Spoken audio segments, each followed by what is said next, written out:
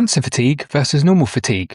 The key difference is that normal fatigue usually has an understandable cause and improves with rest, while cancer-related fatigue can feel out of proportion to what you've done and may not be fully relieved by sleep or rest. That difference changes how exercise should be approached and paced, but a definition cannot show you what that feels like in real life. So picture these moments. For one woman, cancer fatigue has shrunk her well to the size of a bath. Getting in might be possible, but getting back out is the question.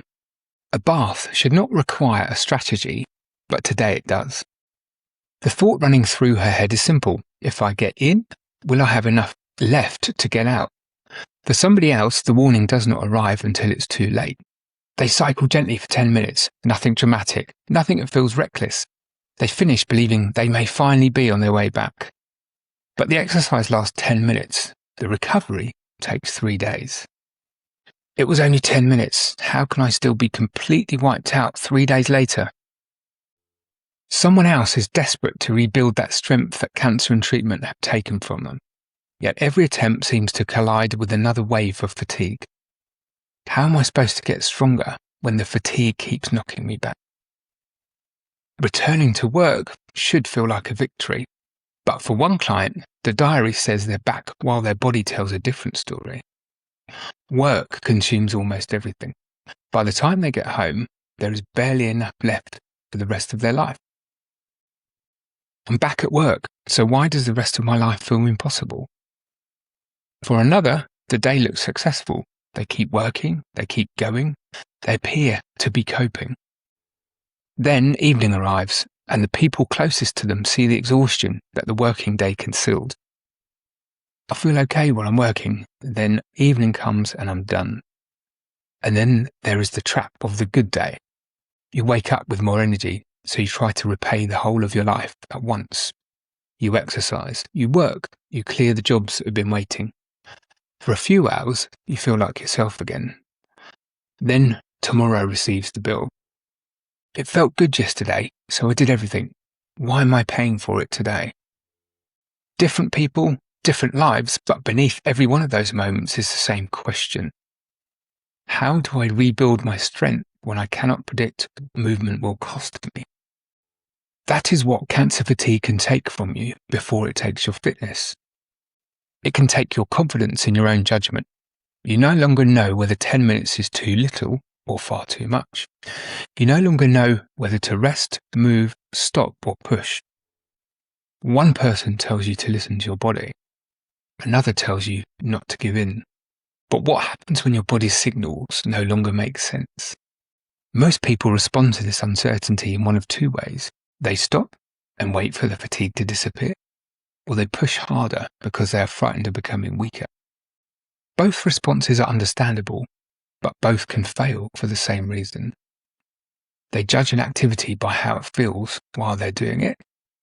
Cancer fatigue does not always reveal the full cost immediately. Think of your energy like a bank account with car payments still pending.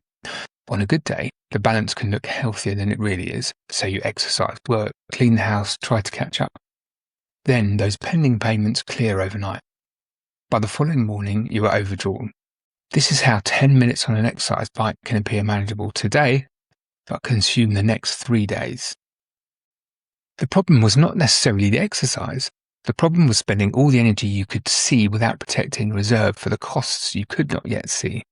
If you recognize yourself in this, the problem may not be your motivation. The problem may be the dose. I'm Dave Paul, the founder of Nowercise and ACSM/ACS Cancer Exercise Specialist. I help people living with and beyond cancer exercise around their diagnosis, treatment, and energy levels. This delayed cost is why I developed the Nowercise 60% fatigue pacing method. This method asks you to estimate what 100% looks like today, use roughly 60%, and deliberately protect something for tomorrow. The 60% is not a medical threshold or a universal prescription. It is a pacing framework designed to interrupt the cycle of doing everything on a good day and losing the days that follow. I will explain how to use it shortly. First, we need to understand the 7 clues that tells us cancer fatigue may be following different rules from normal tiredness. This is not a diagnostic test. Ordinary tiredness can sometimes be severe, and fatigue during or after cancer can have several causes. New, severe or worsening fatigue should always be discussed with your cancer or healthcare team. Think of these as patterns to notice, not boxes you must tick. The 7 differences. Number 1, the effort does not always match the exhaustion. With normal fatigue, there's usually a story that makes sense.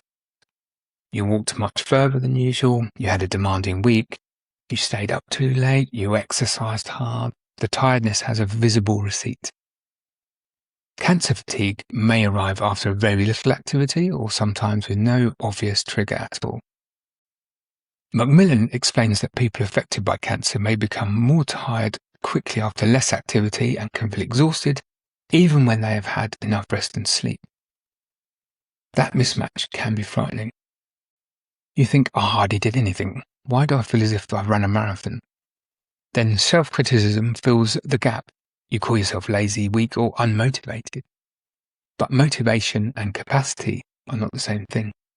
You can desperately want to move while your body is managing cancer, treatment, pain, disrupted sleep and recovery. But exercise, this means yesterday's plan cannot automatically dictate today's dose. 2. Rest does not always provide a full reset. Normal fatigue commonly improves when the demand stops. You sit down, you sleep, you take a quieter day, your energy starts to return. Cancer Research UK describes cancer fatigue as tiredness that does not usually go away with sleep or rest. That does not mean rest is pointless. Sleep and recovery still matter. It means a long night in bed may not return you to the person you were before cancer treatment. This can trap people between 2 extremes.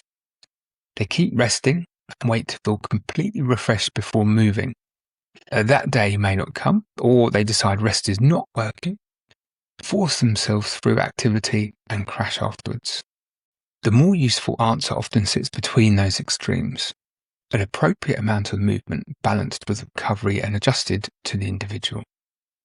Number 3, cancer fatigue can feel like whole body heaviness. Normal tiredness may feel like sleepiness. You want to close your eyes or go to bed. Cancer fatigue can feel more physical and more complete. People describe weakness, heaviness, slowness, exhaustion, and a lack of energy or get up and go. Those descriptions are recognized by the US National Cancer Institute.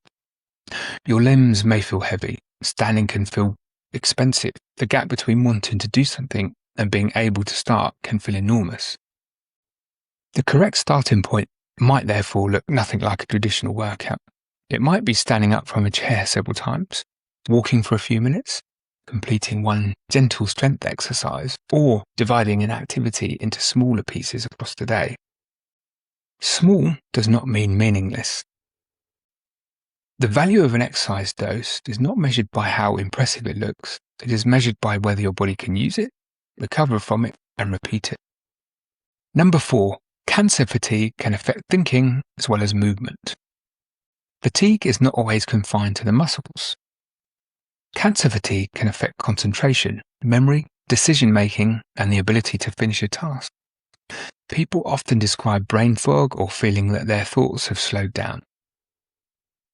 This creates a hidden problem with exercise. You may have enough physical capacity to move, but not enough mental energy to choose a workout, remember the instructions, organize the equipment, and make 5 different decisions. So we reduce the decisions. Walk to the end of the road and back. Complete these 2 movements. Stop after 5 minutes and reassess. When the brain is tired, simplicity is not patronizing. Simplicity is supportive. Number 5, cancer fatigue can interrupt ordinary life. Normal fatigue can be unpleasant, but you can often negotiate with it. You finish the shopping, make dinner, or answer the message, then you rest. Cancer fatigue can make ordinary tasks feel unreasonably large. Showering, getting dressed, cooking, or walking upstairs can consume a significant part of the day's available energy. The National Cancer Institute notes that some people experience fatigue severe enough to prevent normal day-to-day tasks. That is why exercise cannot be prescribed in isolation. If you use all your available energy and work out, but then cannot prepare food, attend an appointment, or spend time with your family, the exercise dose was not successful simply because you completed it. At Nowercise, the goal is not to create somebody who's good at completing workouts.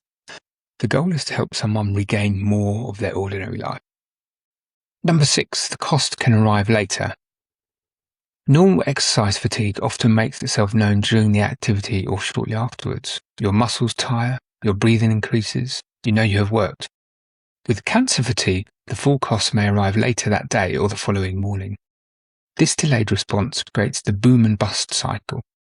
You feel relatively good, so you try to make up for your lost time. You exercise, clean the house, catch up with work and see a friend, all because you finally feel able to. Then tomorrow sends you the bill. You wake up flattened, and the good day starts to feel like a mistake. But the mistake was not moving. The mistake was judging the dose only by how it felt at the same time. Macmillan advises that if you feel very tired the day after activity, you may be trying to do too much too soon. That gives us a better measure of exercise. Do not ask only, could I complete it? Ask, how much did my body respond later? 7. The timeline can be much longer. Normal tiredness is usually short-lived. Remove the cause, recover, and it improves. Cancer fatigue may continue through treatment and into recovery. Cancer Research UK says it can persist for weeks, months, or even years after treatment for some people. That does not mean you will always feel as you do today. It means recovery may need a strategy rather than a deadline. Many people expect treatment to finish and their energy to return on schedule. When it doesn't, they think they are failing recovery. They're not failing. The body does not read the date of your final treatment and immediately return every system to its previous setting. Capacity can rebuild, but it usually rebuilds through an appropriate amount of activity repeated over time, not through one heroic session on a good day. Those 7 differences explain the problem, but understanding cancer fatigue is not the victory. The victory is knowing how to respond to it. If cancer fatigue follows different rules, exercise must follow different rules too. The plan must respond to the person, the treatment, and the day. This is where the Nowercise 60% fatigue pace and method begins. First, estimate today's 100%. Not your best before diagnosis, not what you managed last month, not what your fitness watch tells you. What could your body realistically manage today? Then deliberately aim to use roughly 60% of that capacity and preserve a reserve. The 60% is a Nowercise pacing framework. It's not a medical threshold and it's not a universal prescription. Its purpose is to interrupt the habit of using everything available simply because today feels better. Pair that idea with a simple traffic light check. On a green day, your symptoms are stable, your energy is relatively good, you may be able to complete the planned movement while keeping something in reserve. On an amber day, something's off, your sleep was poor, treatment is biting, yesterday's effort is still present. You reduce the dose, you go shorter, gentler or slower. On a red day, you are unwell, your fatigue is unusually high or something medically concerning has changed. Rest may be the correct decision, and you may need advice from your healthcare team. A red day is not a failure, it's information, and the method never asks exercise to solve everything on its own. The Nowercise 5 levers are exercise, fatigue, pacing, nutrition, sleep, and stress. These levers interact. Poor sleep can alter today's capacity. Inadequate nutrition can affect available energy. Stress can make recovery feel heavier. Exercise can support strength and function, but the dose still has to fit the person. New or worsening fatigue deserves attention because your healthcare team may need to assess what's contributing to it. Stop exercising and seek advice if you develop sudden symptoms such as dizziness, chest pain, a racing heart, breathing problems, or unusual back or bone pain. Follow any individual restrictions given by your cancer team. The aim is not to become afraid of movement. The aim is to make movement appropriate. Let me take you back to the client standing beside the bath. We did not begin by attacking the problem, we began by respecting it. We found an amount of movement she could recover from. We watched how her body responded, then we adjusted the next dose. She gradually began walking more, she started lifting weights, not by trying to reclaim everything on a good day, but by building an amount she could repeat. Eventually, she was walking 7,000 to 8,000 steps a day and strength training 3 times a week. After one session, she said 5 words: "I feel fitter and stronger." The numbers were wonderful, but they were not the real victory. The real victory was that her body no longer felt like an unsolvable problem. The bath was no longer the edge of her world. Her trust was returning. Cancer fatigue and normal fatigue may share a name, but they do not always share the same rules. Normal fatigue usually has an understandable cause. Cancer fatigue may feel disproportionate. Normal fatigue commonly improves with rest. Cancer fatigue may not fully reset. Cancer fatigue can affect the body, the brain, and ordinary life. Its cost may arrive later, and its timeline may be much longer. Once you understand that, you can stop treating every difficult day as a failure of motivation. You can ask a better question, not how much can I force myself to do today, but how can I do today that still leaves something for tomorrow? Your body is not necessarily betraying you. Its signals have changed. The work is to understand those signals, respond to them, and gradually rebuild trust in what your body can do. If you're living with or beyond cancer and you're unsure where to begin, please log on to nowercise.co.uk for more information. And if this video helped you understand your fatigue differently, share it with someone who still thinks cancer fatigue simply means being tired.